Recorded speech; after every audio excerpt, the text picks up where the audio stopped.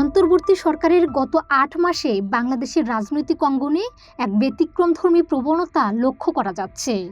নির্বাচনের ঠিক আগ মুহূর্তে গড়ে প্রতি মাসে ৩টি করে নতুন রাজনৈতিক দলের আত্মপ্রকাশ ঘটেছে।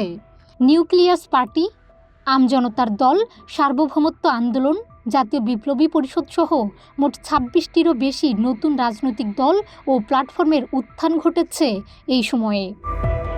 কেউ কেউ একে গণতন্ত্রের বহুতত্ত্ববাদ হিসেবে দেখলেও অনেক বিশ্লেষক একে রাজনৈতিক বিভ্রান্তি এবং ব্যক্তি ও ক্ষুদ্র গোষ্ঠীর স্বার্থ সংরক্ষণের কৌশল বলে মনে করছেন। যদিও কিছু দল যেমন এনসিপি কিছুটা আলোচনায় এসেছে, তবু অধিকাংশের পেছনে তেমন প্রেক্ষাপট বা কার্যকর আন্দোলনের ইতিহাস নেই।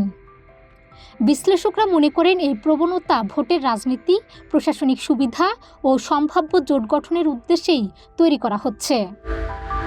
তবে প্রশ্ন থেকেই যায়, এই নতুন দলগুলোর মধ্যে কারা ভবিষ্যতে টিকে থাকবে বা রাজনৈতিক প্রাসঙ্গিকতা অর্জন করবে।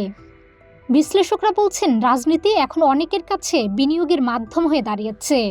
আদর্শ ও দর্শন যেন শুধু লোক দেখানো মুখোশ, রাজনৈতিক পরিচয় পাওয়াই যেন এখন মূল লক্ষ্য, যাতে প্রশাসনের দৃষ্টি আকর্ষণ করা যায় এবং সুবিধা আদায় সম্ভব হয়।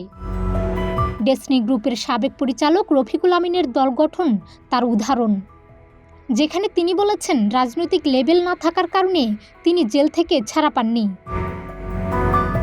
বিবিসি বাংলায় ঢাকা বিশ্ববিদ্যালয়ের অধ্যাপক সাব্বির আহমেদ বিষয়টি বিশ্লেষণ করেন। এছাড়া বিশ্লেষক মহিউদ্দিন আহমেদ এ প্রবণতাকে তুলনা করেছেন এরশাদ আমলের সঙ্গে, যখন নির্বাচনের আগে অসংখ্য দল গজিয়ে উঠেছিল।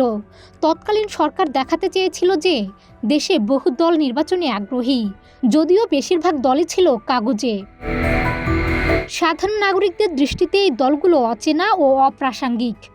ভ্যান চালক, চা বিক্রেতা ও শিক্ষার্থী সবাই একমত যে এসব দলের আদর্শ বা লক্ষ্য সম্পর্কে স্পষ্ট ধারণা নেই। এই যেমন জনতা পার্টি বাংলাদেশ নামে নতুন আরেকটি রাজনৈতিক দল আত্মপ্রকাশ ঘটেছে আজ। দলটির চেয়ারম্যান চিত্রনায়ক ইলিয়াস কাঞ্চন, মহাসচিব শওকত মাহমুদ, তারাও ডেস্টিনি গ্রুপের সাবেক পরিচালক রফিকুল আমিনের সুরেই কথা বলছেন। এদিকে বিশ্লেষকরা মনে করছেন, গণতান্ত্রিক চর্চায় বহুদলীয়তা গুরুত্বপূর্ণ হলেও এটি যেন ক্ষমতা ও সুবিধা লাভের ব্যক্তিকেন্দ্রিক হাতিয়ারে পরিণত না হয়। এই প্রবণতা আদতে গণতন্ত্রের বিকাশ নাকি রাজনৈতিক অর্থনীতির নতুন খেলা, তা নির্ধারণ করে দিবে সময়। ডেস্ক রিপোর্ট, ২১শে টেলিভিশন।